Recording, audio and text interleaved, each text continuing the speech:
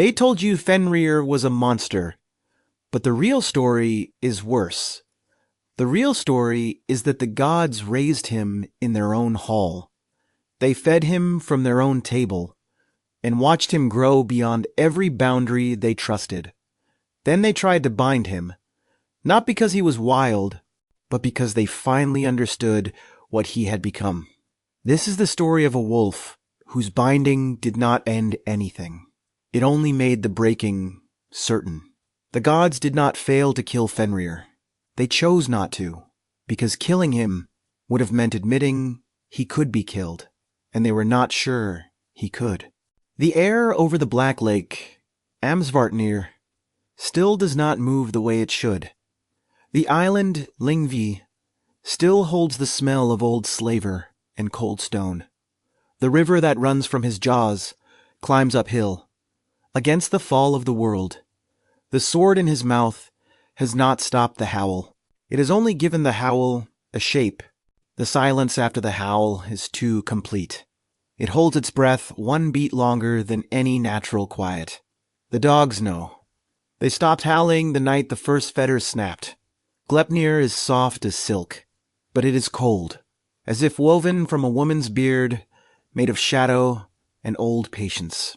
And the world is less for its making. The sound of a cat's footfall is gone. The breath of a fish is gone. All of it is inside the fetter now, and still the wolf waits.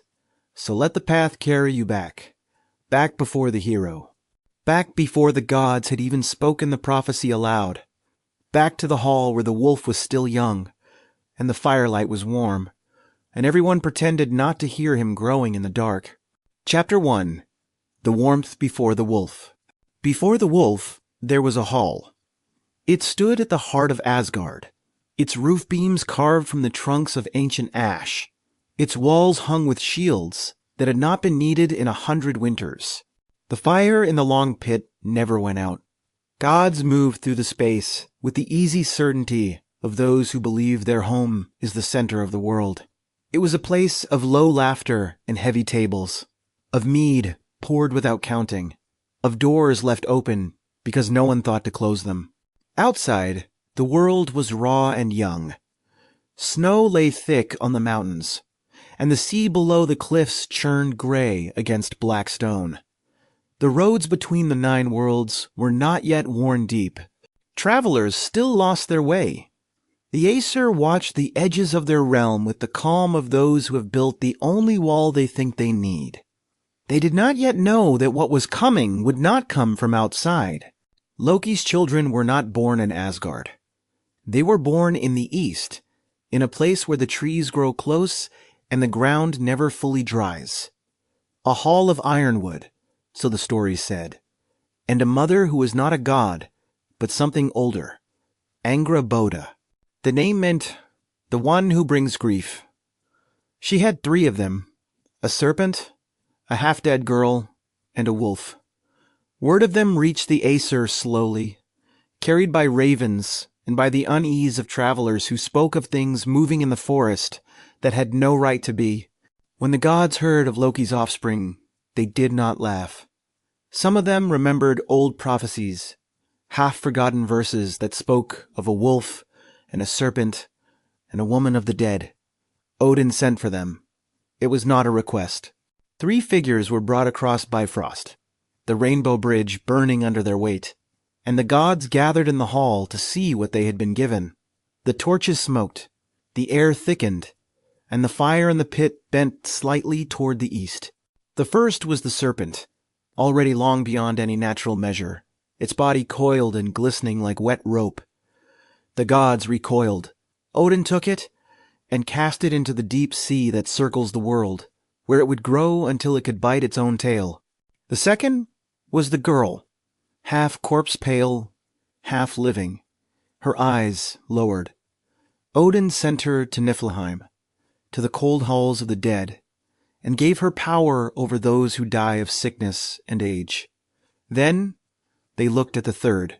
The wolf was small. That was the first thing the gods noticed, and it was a relief. A dark-furred pup with a pale stripe down its back, its paws too large for its body, its eyes the color of old silver. It did not cower. It stood in the center of the hall, among the scattered rushes and the warm smell of ash, and looked up at Odin with a stillness that did not belong to a beast. The firelight pooled in its eyes, and for a moment, no one spoke. They should have killed it. That is what the stories do not say plainly. But the thought was there, heavy in the hall. The Aesir were not merciful. They had killed giants, old ones, things that threatened the order of the world. But this was Loki's child, and Loki was still one of them, bound by blood oaths and shared mead.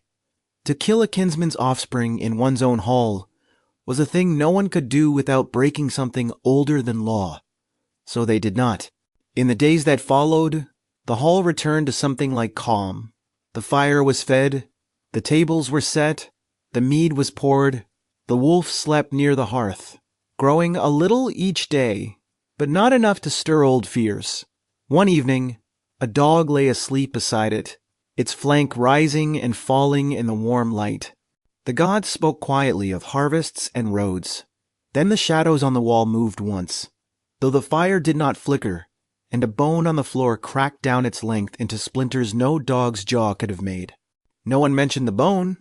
It was swept away with the rushes, and the dog was put outside. But after that, the gods did not sit with their backs to the wolf.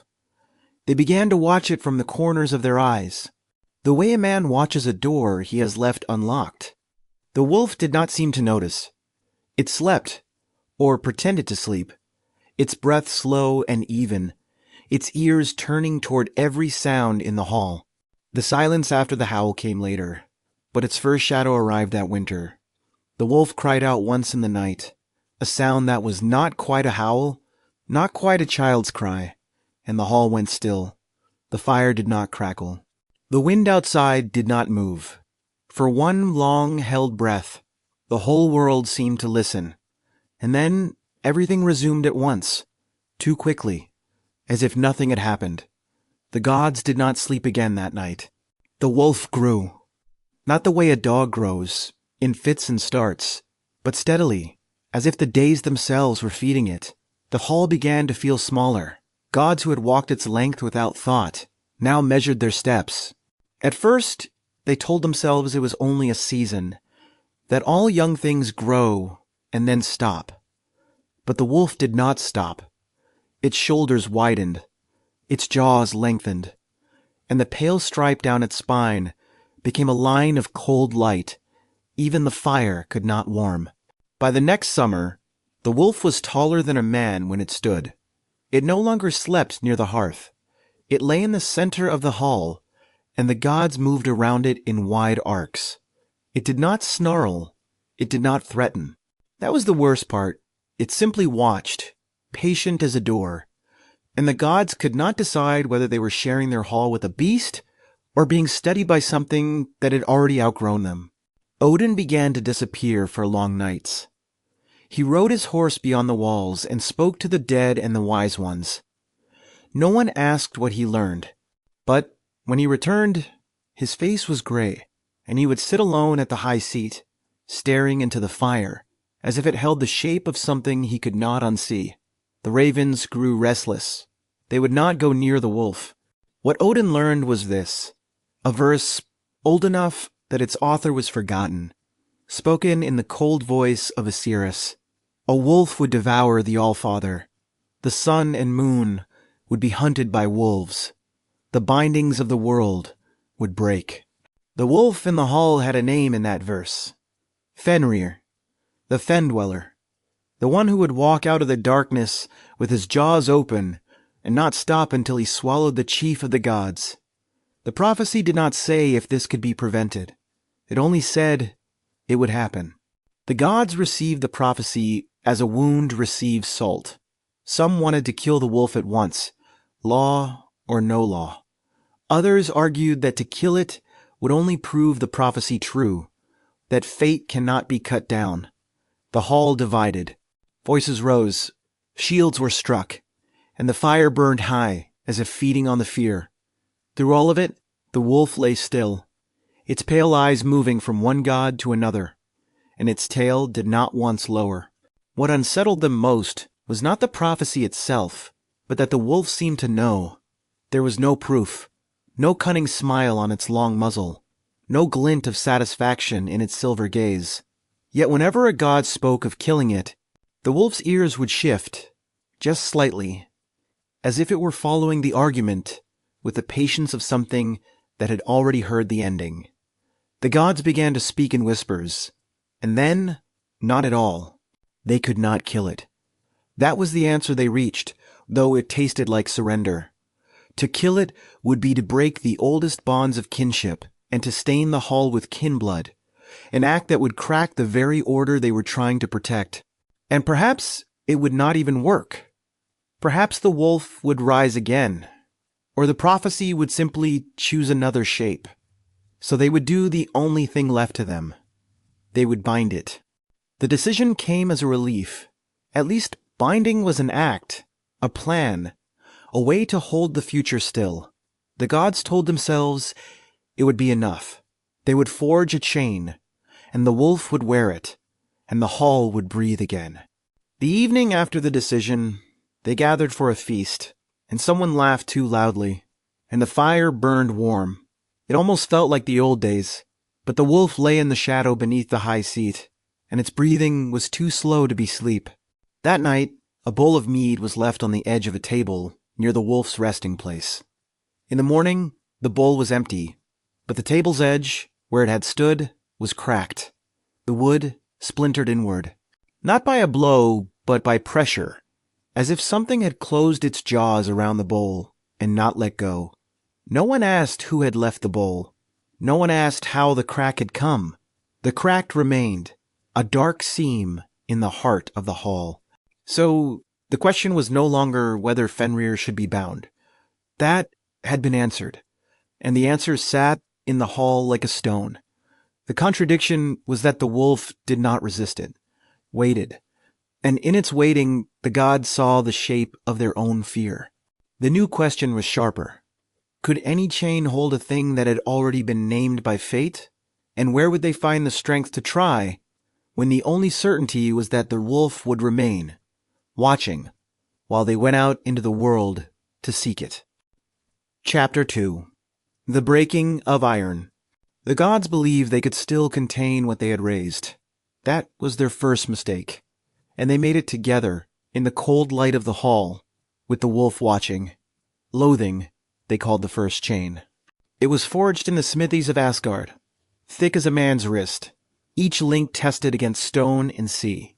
They carried it into the hall with the confidence of those who have measured a problem and named it. The wolf did not move. The chain was laid on the floor, and the wolf sniffed it once, a long, slow breath that moved the loose rushes. The gods held back, hands on blades, hearts beating too hard. Fenrir's silver eyes followed the links, then lifted to the faces around him, unhurried. There was no growl, no resistance. He lowered his head, then his body, and stretched out on the stones as if offering himself. The hall was silent. They bound him quickly before the stillness could turn. The cold iron was passed around his legs and chest, looped and locked, and the god stepped back, breathing again. For a long moment, the hall felt almost as it had before, the fire warm, the pillars steady, the wolf lying still in his bonds. One god laughed, too loud. The sound did not echo, and near the wolf's jaw, a thin line of drool gathered and ran upward along the bone against the fall of the world. Then Fenrir stood, not with a struggle, not with a lunge, but with the simple, unhurried rise of something that had never been held at all. The chain creaked, then groaned, and the links began to warp. The god stumbled backward, knocking over benches. The fire guttered as if a wind had passed through the hall, and the wolf stretched once, and loathing broke like a rope of ash, pieces scattering across the floor. The sound was not loud. It was worse than loud. It was the sound of a thing that should have held, failing, and in the silence that followed, the wolf exhaled. The air changed. It filled with the smell of stale marsh water and old blood. Though they were high in Asgard, far from any fen, far from any slaughter, the smell clung to the walls and the skin, and the gods knew, without speaking, that it had come from inside the wolf. For a long moment, no one moved. Fenrir stood among the broken links, his head lowered, his silver eyes moving from god to god. He was larger than he had been that morning. The gods saw it now, though they could not say when the change had come. His shoulders were broader, his paws spread wider, and the pale stripe down his spine seemed longer, as if the wolf were growing to fill the space the chain had failed to hold. They try to get. Of course they try to get. Fear makes a person reach for the same tool twice, and the gods were no different. They brought Dromi from the deep vaults, a chain twice as thick as loathing, its links forged with runes and cooled in the blood of a giant. The smith swore it could hold any living thing. The gods wanted to believe them. They needed to believe them. So they carried Dromi into the hall, and this time they did not laugh. Fenrir watched them come, and for the first time he did not lie down. He stood, waiting, as they approached with the chain held between them. His tail hung low, but it did not tuck. His head was level with the shoulders of the tallest god. The gods moved slowly, as if any sudden motion might break the world. They wrapped Dromi around him, link by link, and still he did not resist. That was the wrongness. He let them. When the last link was fixed, the gods stepped back, and one of them struck a shield with the flat of his hand to signal that it was done. Fenrir waited. He lowered his head, braced his legs, and pulled. For 3 heartbeats, Dromin held. The hall seemed to lean forward. Then the chain split with a sound like a tree tearing from the earth, and the wolf was free again, the ends of the broken links whipping outward to shatter a pillar. No one spoke. The gods stood in the ruin of their second hope, and the wolf stood before them, not panting, not angry, only watching with that patient silver gaze. He was larger still, his fur darker, the pale stripe burning like a scar of moonlight. The smell of marsh water and old blood had thickened, and now it was not just a smell but a presence, as if the fen itself had come to live in the hall. The gods had bound him twice, and twice the world had failed them. After Dromi broke, the gods did not sleep. They sat in the cold hall, the fire allowed to die, and stared at the wolf, who lay now near the shattered pillar, his body too large for the space, his sides rising and falling with breaths that never quickened. The floor around him was slick with the marsh scent. Some of the gods had covered their noses and mouths. It did not help. The smell came through the skin. They spoke in fragments. We cannot kill him. We cannot hold him. We cannot let him walk free. Each sentence fell like a stone into still water and vanished. The wolf listened, or seemed to listen, his ears shifting slightly at each voice. At one point, a god stood and threw a knife at the floor. The blade stuck in the wood a hand's breadth from the wolf's paw. Fenrir did not flinch.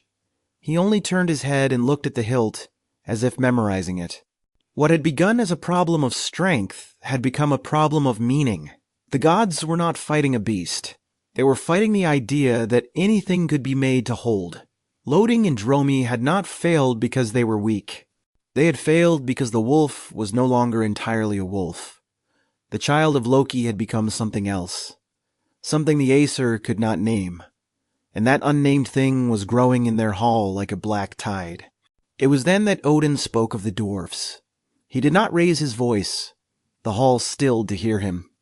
In the deep places of the earth, beneath the roots of mountains, there were smiths who worked in ways that gods did not understand. They had made treasures and torments alike. They could make something that would hold the wolf. The gods listened, and for the first time since Dromi snapped, they allowed themselves a breath. There was still a road, It was narrow and dark, but it existed. Fenrir arose then, and the hall shrank. He did not growl. He simply stood, and the gods saw again how wrong his body had become. His shoulders pressed toward the roof beams, and his shadow swallowed the fire pit. The smell of marsh water and old blood rolled off him in a slow wave. Then he walked to the center of the hall, not threatening, not fleeing, and lay down among the cold ashes, as if the space belonged to him. The gods watched, and none of them moved to stop him. The wolf's stillness was worse than any attack. An attack could be met, answered, remembered with honor.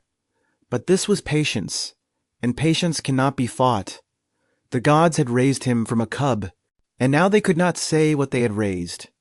It was not merely that he had grown too large.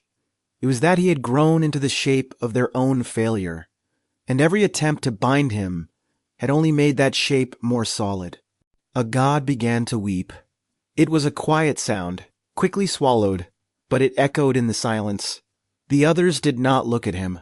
Fenrir's silver eyes moved to the source of the sound, and for a moment the wolf's head tilted, as if in curiosity. Then he closed his eyes, slowly, and the hall fell into a deeper quiet still. The weeping stopped. The wolf's breathing evened. The marsh scent settled like a shroud. When morning came, the gods were changed. Their faces were gray, their postures bent. They did not meet one another's eyes. The fire was lit, but its warmth did not reach the corners. The wolf had not moved all night, and yet the hall seemed to have rearranged itself around him.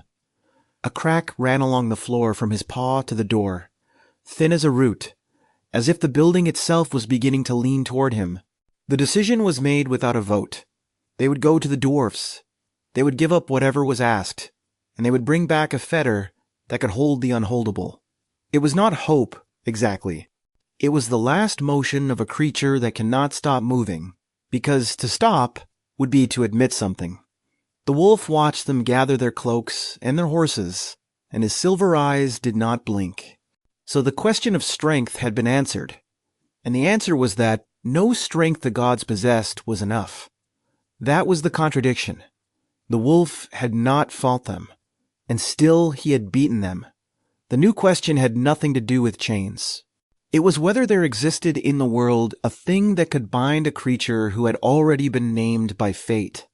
And to find it, the gods would have to go down into the dark, where the only smiths who might know were waiting, and where the wolf, even in his stillness, seemed to be already watching. Chapter 3. The Island That Waited. The lake had no reflection. That was the first thing the few who found it understood. Amsvartnir lay black and still at the edge of the world. Its surface so dark it seemed to swallow the sky. No bird crossed it. No wind touched it. The water was cold beyond any season, and the air above it smelled of wet stone and something older, something that had been bleeding for a long time. The island sat at the lake's center, a low mound of heather and exposed rock called Lyngvi. It was not a place meant for men.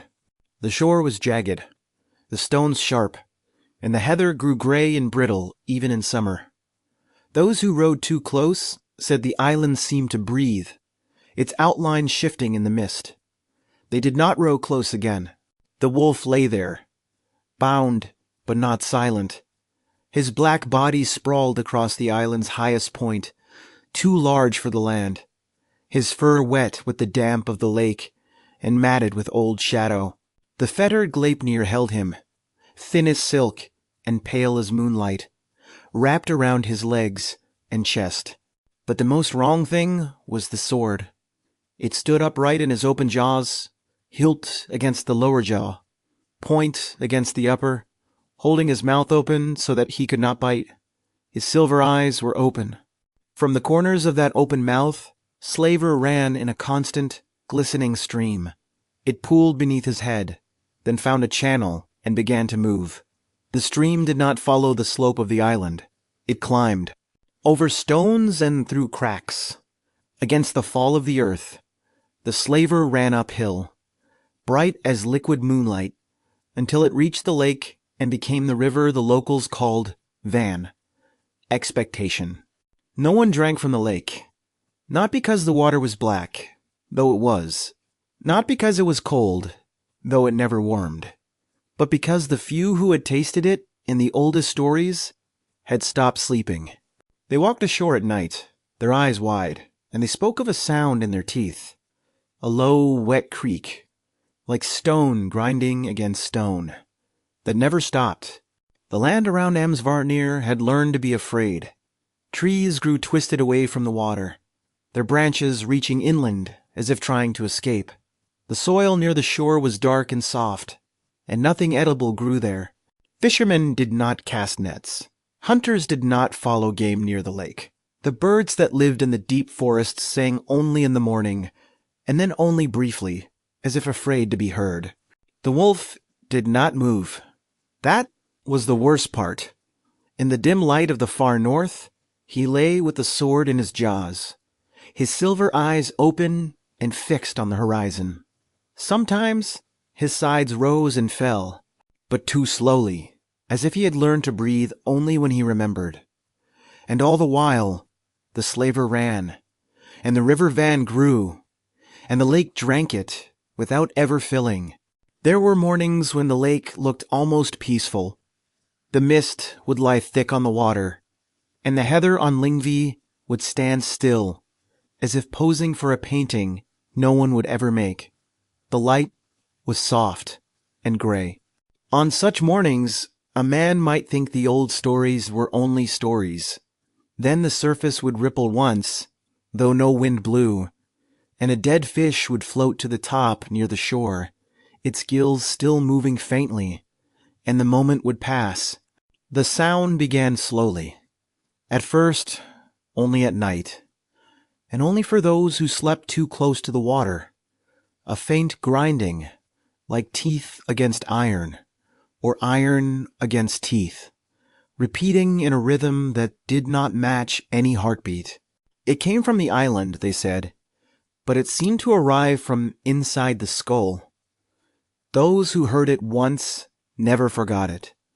Those who heard it twice did not sleep again. By the end of the first year, the sound was there at noon. Not loud, but present. A low, wet creak under the wind. The villagers who lived 3 valleys away could hear it when the weather turned still. They did not speak of it. They put cloth over their windows at night and kept their children inside after dark. And still, the wolf lay with the sword in his jaws, and the slaver climbed uphill, and the river Van carried the sound downstream to the sea. Stop for a moment. Consider what it would mean to live near a sound that does not stop. Not a roar, not a howl, but a slow grinding that reaches you through stone and water and sleep. The people of that region learned to live with it the way people learn to live with a loose tooth in the world's jaw. They did not speak of it. They did not ask why it never ceased. They simply built their homes a little farther from the lake each year. The river Van grew. It was not a wide river, but it was a wrong one. Its water was pale, almost silver, and it moved without sound. It flowed through the forest and the black soil, past villages that had no name in the old songs, and where it passed, the roots of trees turned black and the moss died. The people called it the River of Expectation, and they crossed it only on bridges built by their grandfathers, and never looked down. At night, the wolf's eyes could be seen from the shore. 2 points of pale silver, low on the island, unblinking. They did not flicker. They did not close. Sometimes, a villager would wake in the dark and walk to the water's edge, without knowing why, and stand there, staring at those 2 lights, until the cold ate through their bones, and they turned back. They never remembered the walk in the morning. The sword in his jaws had begun to rust, but not in the way of ordinary iron. The rust was pale, almost white, and it spread upward from the point, not downward from the hilt. The gods had placed it there, and now the wolf's slaver ran over it, day and night, and the metal was changing. Those who saw it from a distance said the sword no longer looked like a sword. It looked like a tongue of bone growing out of the wolf's mouth. The fetter Gleipnir did not loosen. It lay flat against the black fur, thin as a woman's hair, pale as a scar, but the fur around it had begun to fall away, leaving bare skin the color of wet ash. The wolf did not seem to notice.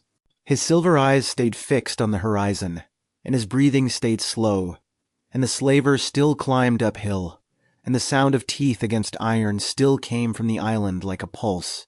A woman from the nearest village once rowed out to the island. She did not say why. She took a small boat in the gray morning and moved across the black water, her oars making no sound. When she returned, her hair had turned white, and she would not speak of what she had seen. She sat by the hearth for 3 days, and on the 4th day, she walked into the lake and did not come back. The boat was found on the shore, dry. The wolf's body was not the worst thing on the island. That is what the woman had learned, though she could not say it. The worst thing was the silence around the sound. The grinding was constant, but the island itself made no other noise.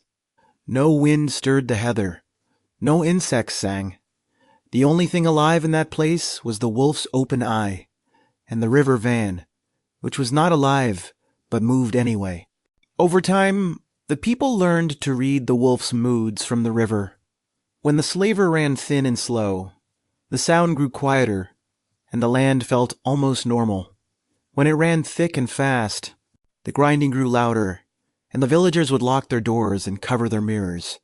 They did not know why mirrors mattered.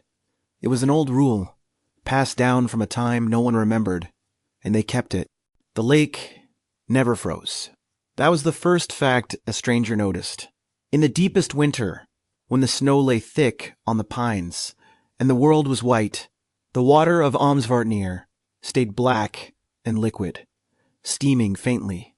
The mist over the island never cleared, and from that mist the 2 silver eyes still shone, patient as the dark itself, watching the shore where the people huddled and did not meet his gaze.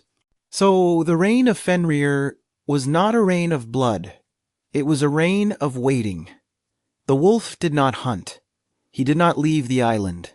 He simply lay with the sword in his jaws and the fetter on his legs, and the world around him changed. The land became wrong, the river ran uphill, and the people learned to live with a fear that had no shape. The question was no longer how to bind him.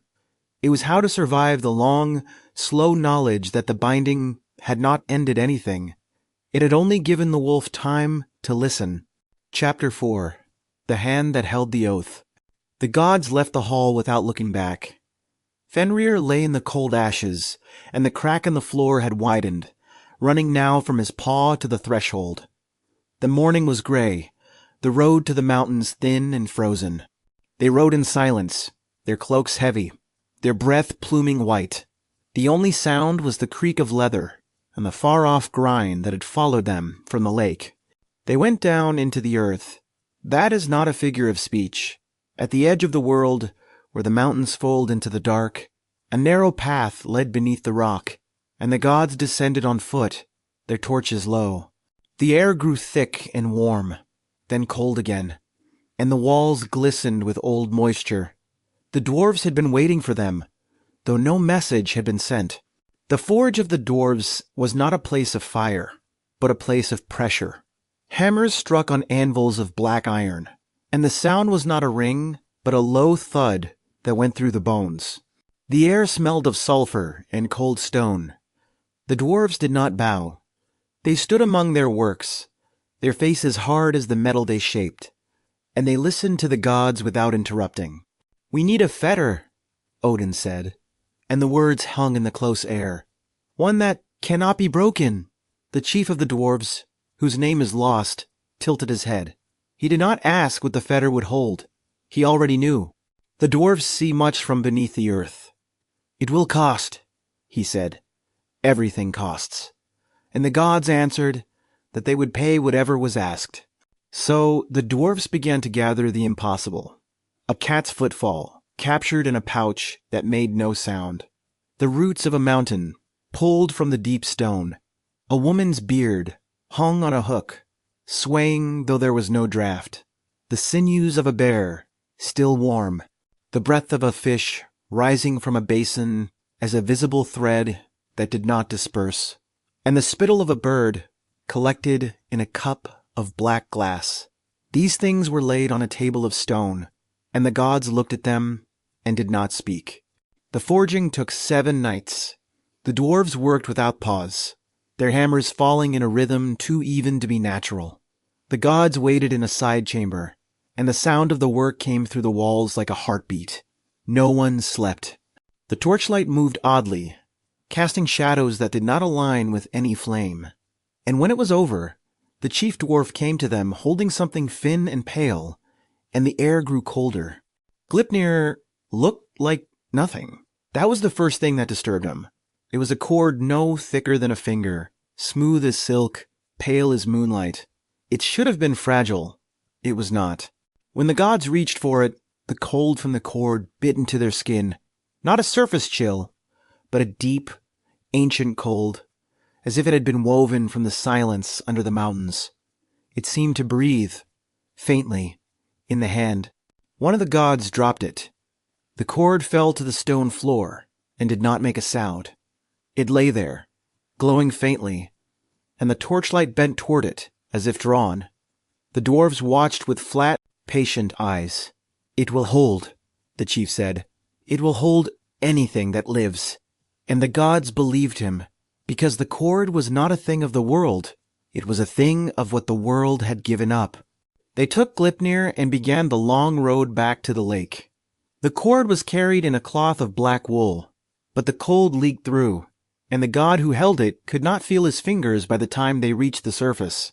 The sky was gray, the mountains white, and somewhere beyond the trees, the black lake waited, patient as the wolf who lay at its center. The sound of grinding was louder now. Stop for a moment. Ask yourself what you would give to make the world feel safe. The gods gave up things that had existed forever. The sound of a cat's footfall, the breath of a fish, the roots of a mountain. They did not ask what the world would be like without them. They only wanted the wolf bound. That is what fear does. It trades the permanent for the temporary and calls it wisdom. They reached the shore at dusk. The black lake stretched before them, flat and still, its surface holding the last gray light like something swallowed. The island was a dark shape in the mist, and from it came the grinding sound, low and constant, as if the world had a loose tooth that would not fall. The gods stood at the water's edge, and for a long moment, none of them moved. They had brought the fetter. They had not brought a plan. The boat was old, its wood gray and waterlogged. It had been left by the villagers, who had not come this far. It would hold 3, perhaps 4, if the water stayed calm. Tyr walked to it and laid his hand on the prow. He looked at his right hand, the fingers strong and steady, the palm calloused from years of holding oaths. In the torchlight, the lines of his skin seemed deeper, as if the hand already knew what it would cost. Odin spoke then, but not of strategy. He spoke of fate. "We cannot kill him," he said. "We cannot leave him. We can only bind him, and hope the binding holds until the end." The gods listened, their faces gray. The word hope sounded wrong in that place, like a coin dropped into a well that had no bottom. The wolf's eyes were not visible from the shore, but they all felt them watching. Tyr took the fetter from the black wool cloth.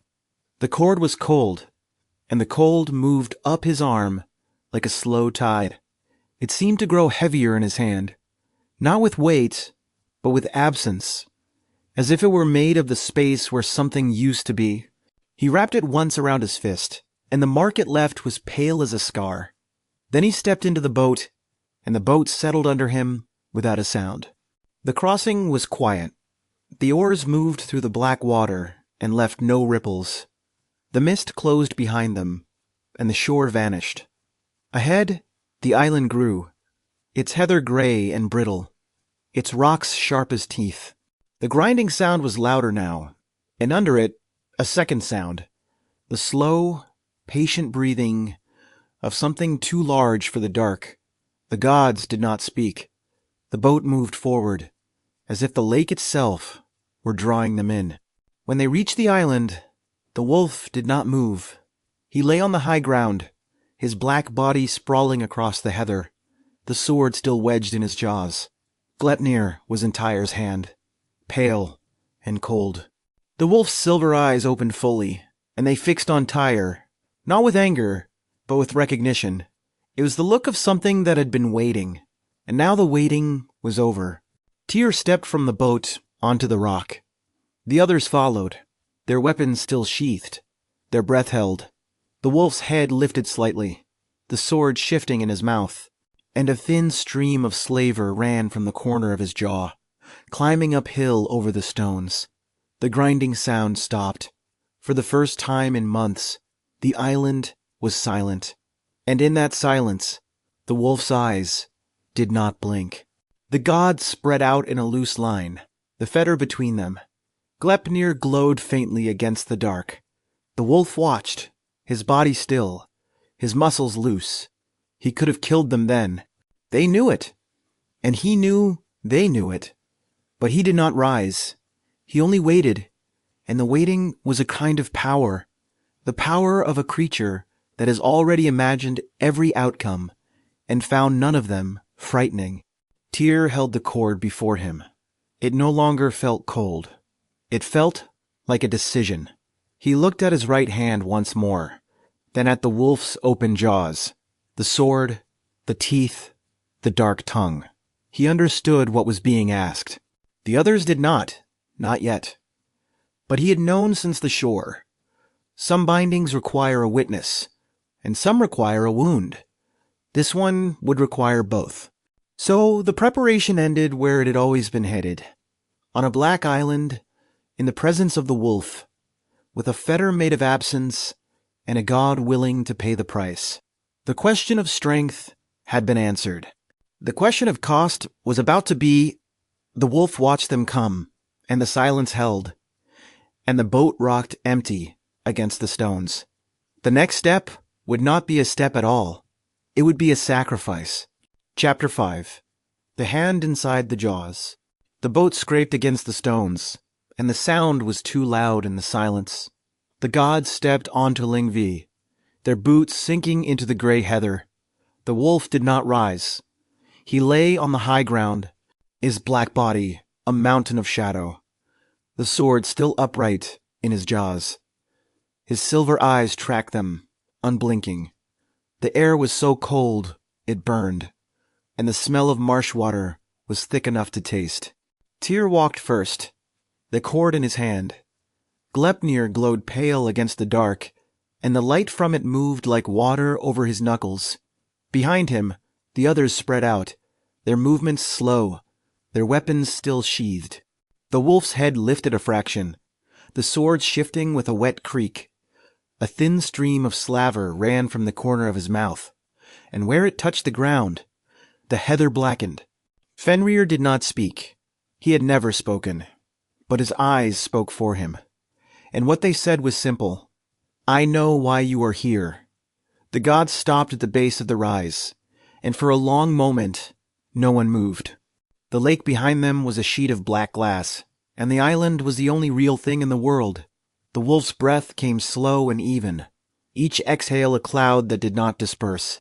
We have brought a new fetter, Odin said, and his voice was steady, but the air around it trembled. It is light, as you see. We ask only that you allow us to place it on you. The wolf's eyes narrowed, and the stream of slaver thickened, running faster uphill. The gods did not look at the slaver. They did not look at the sword.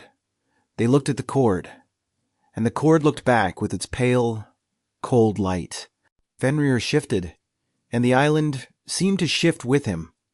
The heather flattened, the rocks groaned, and the gods took a step back before they could stop themselves. The wolf's tail curled around his haunches, and his head lowered until his jaw was level with Tyr's chest. The sword in his mouth stood between them like a question. The god did not step back. He held the cord before him, and his hand was steady. "You cannot bind me with that," the wolf seemed to say, though no sound came from his throat. The expression in his silver eyes was not mockery. It was patience. The patience of a creature that had already seen the end of this conversation. The gods exchanged glances, and one of them, a young god with a scarred face, shifted his weight. The sound of his boot on stone was the only answer. Odin spoke again. "It is no trick. The cord is soft, and it will not harm you. Let us show you." The wolf's jaw opened a little wider, and the sword creaked. Then he did something that froze the gods where they stood. He stood up. Not quickly, not as a threat, but with the slow, enormous rise of a mountain deciding to move. The gods backed away, and the wolf stood over them, his shadows swallowing the shore. Fenrir looked down at them, and for the first time, they saw how much he had grown. He was no longer merely a wolf. He was a piece of the world, a black tide given fur and teeth. The cord in Tyr's hand seemed impossibly small. The wolf's silver eyes moved over each of them, and then he spoke. Not with words, but with a low, deep sound that vibrated in their bones. It was not a growl, it was a question. "I will let you bind me," the sound seemed to say, "if one of you will place your hand in my mouth, as a pledge that this is no deception." The gods did not move. The young god with the scarred face looked at the ground. Odin's face was gray. The wolf waited, his jaws open, the sword upright, and the dark tongue wet behind it. The silence was absolute. Ask yourself this. If you were standing on that island, holding the cord, would you be the one to place your hand inside those jaws? Not as a hero, not as a fool, but as the only one who understood what was being asked. Tyr looked at his right hand, and then at the wolf's open mouth. The other gods did not look at him. They were afraid to. Tyra stepped forward. The wolf did not move. The god raised his right hand, palm open, and placed it between the wolf's teeth. The jaws closed around his wrist. Not biting, not yet, but holding. The pressure was immense, and Tyr felt the heat of the wolf's breath and the cold of the sword. He did not make a sound. The cord in his other hand glowed brighter, as if feeding on the moment. The other gods came forward then, slowly, and began to wrap Gleipnir around the wolf's legs. The cord was soft and cold, but as it touched the black fur, it seemed to tighten on its own, as if it knew where to go. The wolf watched them, his silver eyes following every motion, his jaws still closed around Tyr's wrist. The slaver ran in a constant stream, and where it touched the cord did not slip. They bound his front legs, then his back, then his chest, drawing the cord tight. Gleipnir lay flat and pale against the black fur, and the wolf's muscles bunched beneath it. The gods moved faster, their breath coming hard. Tyr stood still, his hand inside the wolf's mouth, his face set. The cord glowed now with a light that was almost warm, and the air on the island began to change. For a moment, the wolf seemed to relent.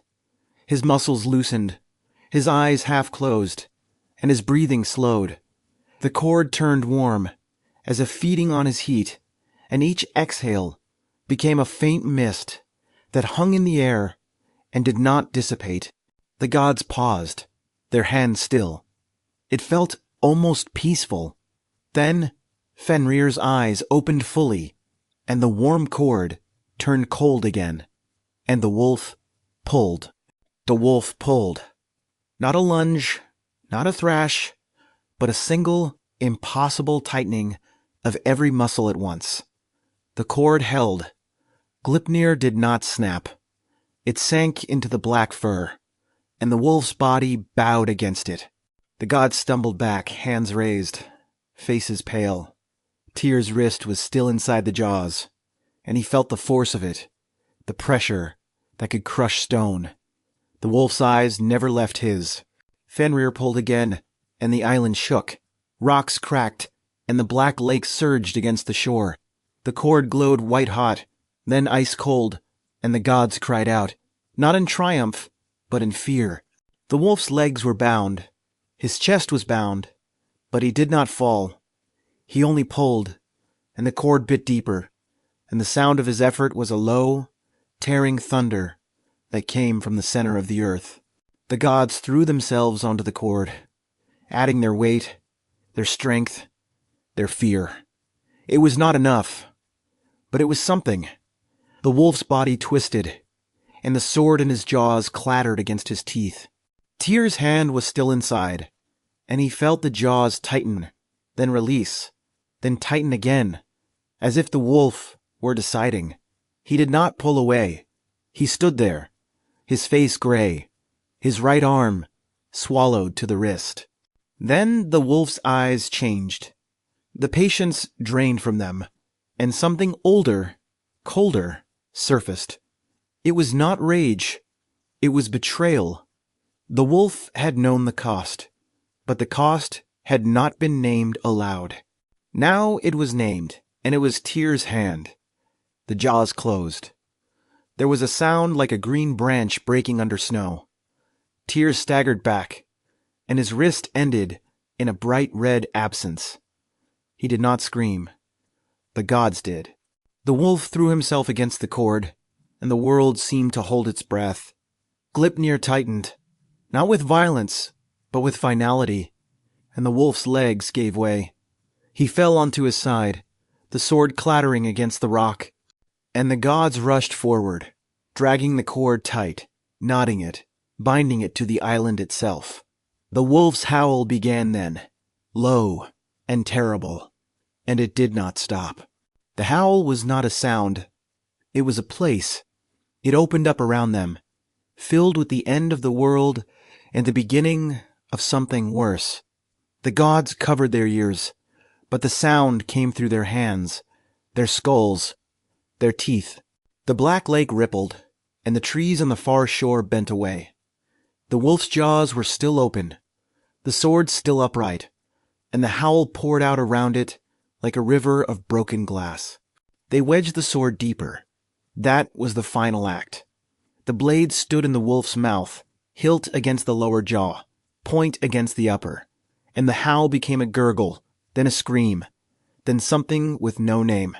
Tyr, holding his bleeding arm, walked forward and placed his remaining hand on the hilt. He did not speak. He pushed, and the scream broke the sky. The wolf's eyes found Tyr, and in that moment, there was a recognition that would outlast the binding, outlast the gods, outlast the world. The silver eyes were bright with something that might have been pain or might have been understanding. Then the wolf's body went still, and the only movement was the slow, constant flow of slaver from the corners of his mouth, running uphill to the lake. The silence after the howl was worse. It was not the absence of sound, but the presence of a pressure, a weight that settled on the island and the lake and the gods. It pressed against the eardrums and the back of the skull. Even the wind stopped. Even the water froze. The gods stood in that silence, their hands shaking, their breath held, and they knew they had not won. They had only paused something. Tyr knelt on the rock, his right arm cradled against his chest. The blood was dark, and the stain spread across the stone. The other gods did not help him. They were staring at the bound wolf, at the sword, at the slaver that still climbed. The cord Gleipnir lay snug and pale, and the wolf's sides rose and fell with a breath that was too slow. The silence went on. Then the grinding began again, low at first, a wet creak from the sword in the jaws, repeating one time too many. The gods backed toward the boat. The wolf's eyes were open, fixed on the horizon. The sound grew, not loud but constant, and the silence after the howl was filled with it. The island was no longer silent. It was listening. They did not speak on the crossing. The boat moved through the black water, and the shore came back to them like a world they had forgotten. The gods sat huddled, their faces gray, their hands limp. Tyr sat at the prow, his arm bound with cloth, his eyes on the island where the wolf lay. The grinding sound followed them across the lake, not fading, not growing, only there. When they reached the shore, the villagers were gone. The huts were empty, the doors open, the fires cold. Only a single dog remained, sitting at the water's edge, its head tilted toward the island. It did not bark. It did not move.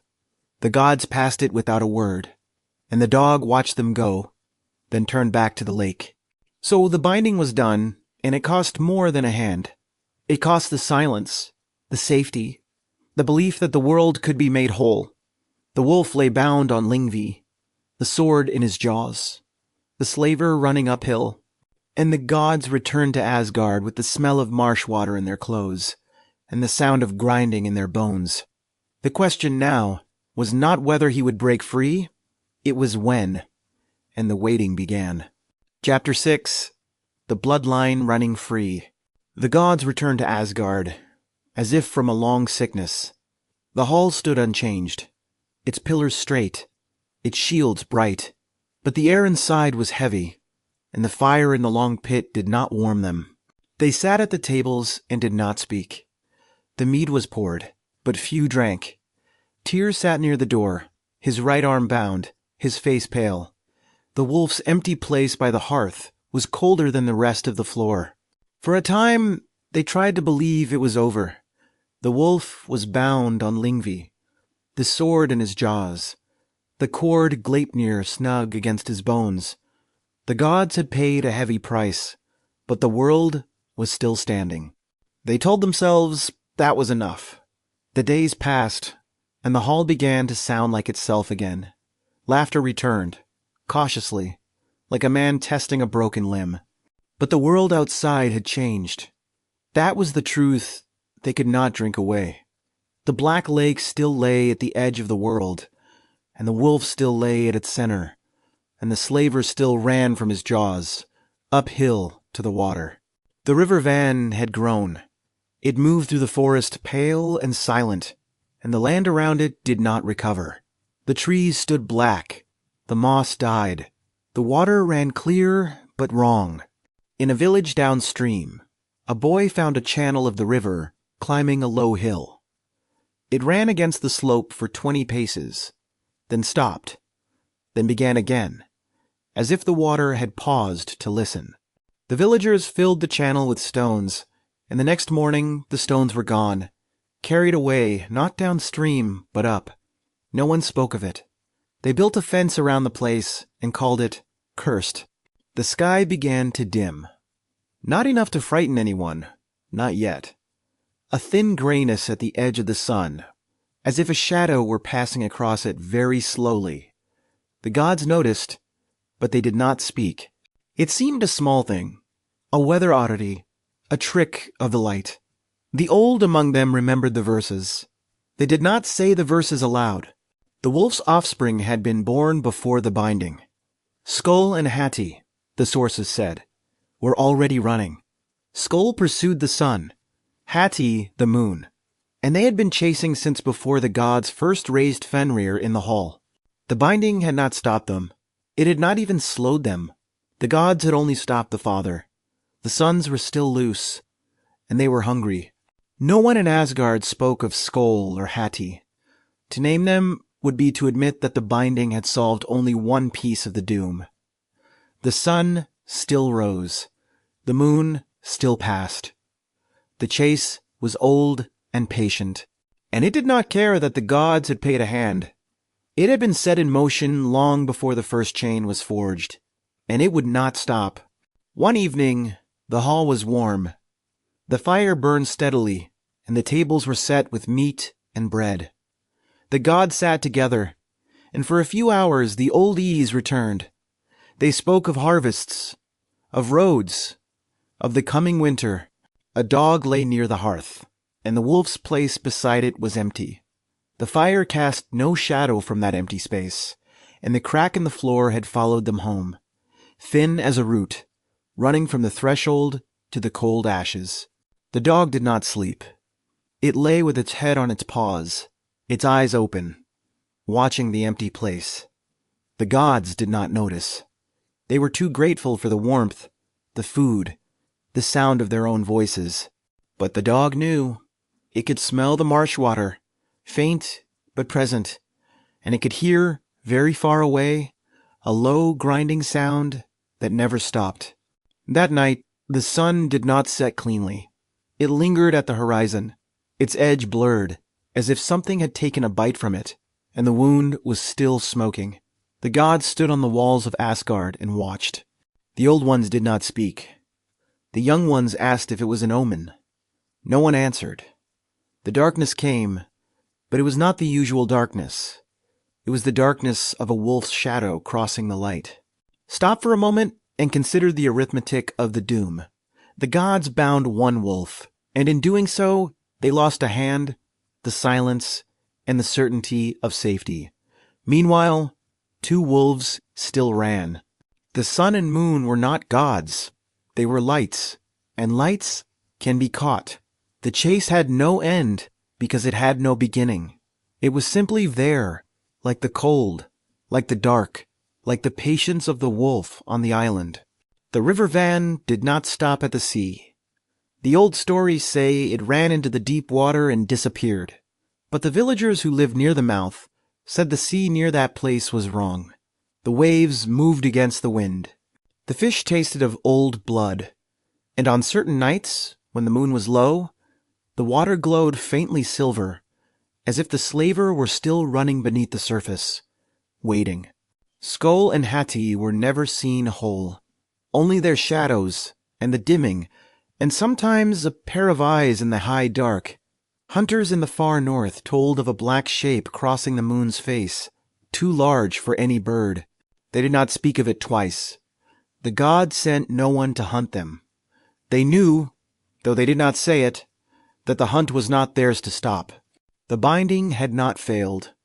That was the worst part. Gleipnir held, and the sword held, and the wolf lay still on Lyngvi. The doom was not undone, but it had not arrived either. The world existed in a pause, a held breath between binding and breaking. The gods ate, slept, and waited, and the waiting became a kind of life. It was almost peaceful, in the way a wound can be peaceful before the fever comes. But the wolf on the island was not idle. His slaver ran, and the river Van grew, and the land changed. The grinding sound from his jaws traveled through stone and water, and those who heard it too often began to change as well. They grew quiet, then sullen, then afraid of mirrors. They did not know why mirrors mattered. They only knew the old rule. When the wolf dreams, glass lies. In Asgard, the crack in the floor widened. It ran now from the threshold to the hearth, and the fire could not warm it. The gods covered it with a rug, but the rug rotted. They filled it with stone, but the stone cracked. The wolf's empty place was never filled. They set a bench over it, and the bench broke one night, cleanly, as if bitten. The sun dimmed again, and this time the gods could not pretend. A thin, dark veil seemed to hang over the sky, and the light that reached the ground was gray and tired. The crops did not grow as they had. The sea did not smell of salt. The gods stood on the walls and watched the horizon, and for the first time they understood that the binding had not bought them safety. It had bought them time, and time was already running out. Skoll snapped at the sun's edge, and the world flinched. It was not an eclipse, not the slow, stately passage of a shadow. It was a jerking and a tear, and for one heartbeat, the sun became a bleeding crescent. Then it was whole again, but the sky never quite recovered. The light was thinner after that, and the moon, when it rose, wore a faint scar. The gods did not speak of Ragnarök, but it was there, in the thin light, and the gray crops, and the sound of the river Van. They had bound the wolf, and the wolf was still bound.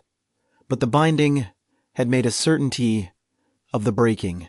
Every day the cord held, the wolf grew older, and the breaking grew closer. It was not a question of if, it was only a question of when.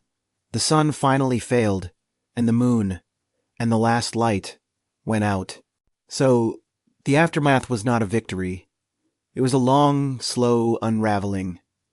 The wolf lay on the island, and the river ran uphill, and the suns ran across the sky, and the gods waited. The bloodline was not cut. It was running free, and the sun and moon were tiring. The binding had ended one chapter of the story, but the story itself had not ended. It had only turned a page, and on the next page, something was already moving in the dark. Chapter 7. The Silence After the Howl. So we return to the question that opened this story. Not whether Fenrir was a monster, but what it meant to bind him. The wolf did not come from outside the world. The gods raised him inside their own hall, fed him from their own table, and then spent everything they had to hold him still. The binding was not an ending. It was an admission that the world could no longer contain what it had made. The old sources are quiet about some things. They do not say why the gods did not kill the wolf at the beginning. They do not say whether the prophecy could have been avoided. They only say that the wolf was bound, and that the binding was temporary. The word used for the river of slaver, then, means both expectation and hope. The culture named the river after the thing it could not stop waiting for. What did they expect? The sources are clear. They expected the breaking. They expected the wolf to rise from the island, shake off the cord, and walk into the last battle with his jaws open. They expected the sun to fail, and the moon to scar, and the gods to fall. And because they expected it, they could not prevent it. The binding did not create the doom.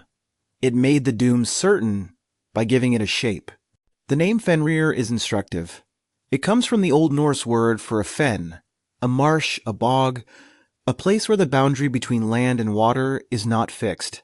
A fen is not a thing. It is a place, and places do not die. The wolf was never merely a wolf. He was a landscape given teeth. To bind a landscape is to build a dam against the sea. It holds for a time, and then it does not. The geography of the myth is real. Emsvartnir, the Black Lake, has been tentatively identified with several dark lakes in the far north, though none with certainty. Lyngvi, the Heather Island, is a common name in Norway and Iceland.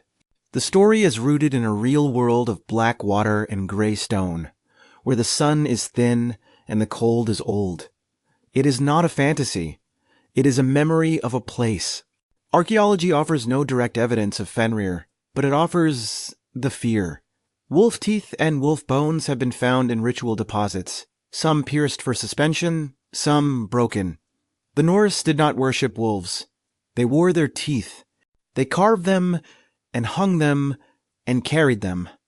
The wolf was not a god. It was a power that could not be bargained with, only remembered. The hidden truth of Fenrir is not that he escapes. That is only the prophecy. The hidden truth is that the gods did not bind the wolf to stop him. They bound him to make the world feel safe. And the world did not feel safe. It only learned to wait. The river Van ran on, and the people who heard the grinding sound learned to live with it. They built their homes farther from the lake. They covered their mirrors. They forgot why. Then Ragnarök comes. The sources are spare, but the image is sharp. The wolf breaks free. The cord Gleipnir, made of absence, cannot hold forever, because absence is not a wall. It is a doorway. Fenrir shakes off the fetter and steps onto the black water, and the water does not sink beneath him. His jaws open, and the upper jaw touches the sky. The lower jaw scrapes the earth. He moves toward the field of the gods. Odin rides to meet him. That is the story. The All-Father, the one who gave his eye for wisdom, rides into the wolf's open mouth. He does not win. The wolf swallows him, and the world goes dark. It is not a battle. It is a consequence. The wolf was always going to do this. The gods had only succeeded in delaying the moment, and in delaying it, they had made it heavier. Then Vidar, Odin's silent son, steps forward. He plants his thick shoe on the wolf's lower jaw and tears the mouth apart. The wolf dies. That is the end of Fenrir, but it is not the end of the story. The sun has already been eaten. The moon is gone. The world is burning. The wolf's death does not restore anything. It is only the last note before the silence. After Ragnarök, the sources grow quiet. The wolf is dead. The gods are fallen. The world is ash. But the story does not end. It only changes form. The river Van, they say, still runs. The Black Lake still lies at the edge of the world, and the island, Lyngvi, still holds the shape of a body that was never entirely a body. The grinding sound, some whisper, can still be heard on certain nights, coming from the water like a memory that refuses to settle. Consider the facts without the myth. No ritual for binding a wolf survives from the Norse world, but the word von means both expectation and hope. The culture named the river after the thing it could not stop waiting for. That is not a story detail. It is a confession. They knew the binding was temporary. They built their fear into the landscape and called it a river. And rivers do not stop. They only move. The wolf's bloodline outlived him. Skoll and Hati, his sons, were never slain in the surviving sources. They are left mid-chase, their jaws open, the sun and moon still running. The story ends without resolving them. That is the most frightening thing about it. The sources do not say the hunt stopped. They only say the world ended. Some gaps are not accidental. They are load-bearing. The symbolic meaning of Fenrir is not simply chaos. It is the failure of control. The gods had every power, every wisdom, every weapon. They had the foresight of prophecy and the aid of dwarfish craft. And still, they could not hold the wolf. Because the wolf was not something to be held. It was the shape of what happens when you try to hold the unholdable. The binding was always going to break. The breaking was the point. In the modern world, the wolf has not gone away. We have built our own fetters out of walls and locks and cameras and treaties. We have made ourselves feel safe. But the old story whispers that safety is not the opposite of danger.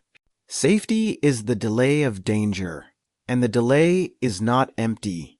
It fills with the sound of something grinding its teeth against the sword we wedged into its mouth.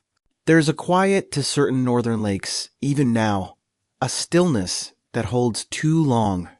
Locals near the Blackwater Lakes of Scandinavia will tell you, if pressed, that the mist sometimes forms a shape on the water, low and long, and that the water does not freeze in the deepest cold. They will not tell you more. They will only look toward the island, if there is one, and then away. The river Van is not on any map, but the word remains in the language, waiting. The second silence after the howl is not an absence. It is a presence. It entered the world at the binding and never left. It is the silence of a held breath, of a question that has not been answered, of a wolf that has not yet broken free, but is no longer only waiting. It is the silence that follows you out of this story. Listen, it is still there, behind the words, and it does not blink. Here is the truth that changes the story. You thought you were hearing a myth about a wolf, but the wolf was never the thing you were meant to fear. The wolf is the shape we give to the fear itself. The gods did not bind Fenrir because he was dangerous. They bound him because they could not bear to live with the knowledge that he might one day be free. And by binding him, they made the knowledge permanent. The binding was not a solution. It was a promise. The sword in his jaws did not silence him. It gave him a voice. That voice is the river Van, still running, still climbing, still carrying the sound of teeth against iron to the sea. The wolf is not dead. He was never alive the way a creature is alive. He is the uncontainable thing that lives in every attempt to contain. He is the certainty that every chain will fail, every wall will fall, every sun will dim. He is not waiting under the mountain. He is waiting under the skin of the world. So the story of Fenrir is not over. It was never over. It was only paused, and the pause has been filled with our own efforts to forget. But the river still runs, and the name still means expectation, and the silence after the howl is still listening. You are not watching a monster. You are watching what happens when a civilization tries to bind its own fear. And the fear did not break free. It was never contained. It was only given a shape, and the shape is still there, on the black water, waiting for you to look away.